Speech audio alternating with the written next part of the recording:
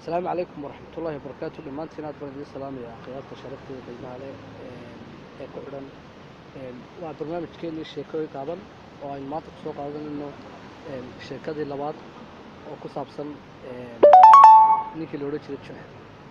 Markaa ninkaa Juxe la odhan jiray wuxuu sameeyey maalin maalmaha ka mid ah ayuu wuxuu sameeyey dameer buu soo kaxeeyey. dameerkiisii markii uu soo kaxeeyey wuxuu sameeyey dameerkii uu saylada keenay si uu iibiyo dameerkii. markaa dameerkii sayladuu keenay uu iska ag fadhiistay isagiina isagu ma hadlo juuq odhan maayo wax kale ma odhanayo. isagu dameerku iska ag fadhiyaa meel buu fadhiistay saylada ka mida qayb ka mida buu fadhiistoo dabeetana dameerkii baa moodba nin waliba dhinac iska egaa nin waliba uu taabtaabtayo ile qofku dameerku iibsanayaa. dabeetana qofkii markuu dhinac walba iska eega ayuu ninkii markii dambe nin baa u yimi. ninkii baa dhinac walba iska eegay dameerkiisi walba ugu qancay. waa dameer shilis, waa dameer qurux badan, waa dameer aad la yaabsi quruxiisa markaad aragto. dabeetana wuxuu sameeyey dameerkii xagga dambe uga wareegay. xaggii dambe markuu uga wareegay ayuunbuu dameerkii qaaday hindinu ayuu dambaabidho qaadayoo ninkii waa jilay.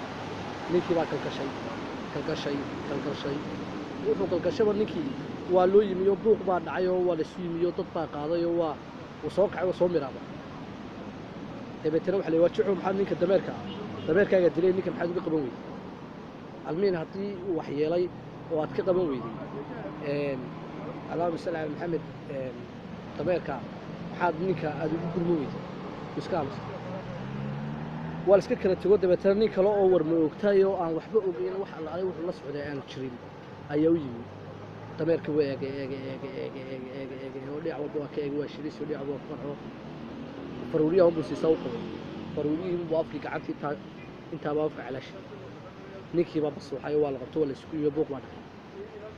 dabeetana waxa waar Juxow maxaad aad ninka aad dameerkaagana dadkana u dhibay aad uga qaban weyday. wuu iska aamusay. markii dambe islaani ku tiri waar Juxow dameerkaagana dadka maxaad uga qaban weyday ummadda dhibay. dabeetana wuxuu yidhi aniga dameerkii iiba maahee waxaa sayladda u keenay in layla arko. markaa sheekadaas maanta idinka sheekeynayaa idinka sheekeeyey dhammaantiin aad baan wanaagsantihiin. fadlan barnaamijka share iyo page like toba noo saar insha allah kumulaakii khayr iyo waqti dhammaantiin aad baan salaamaynaa khayraadka sharafta iyo qiimaha badan meel kasta adduunyada ka jirta baa aad baan salaamaynaa. salaamu alaykum.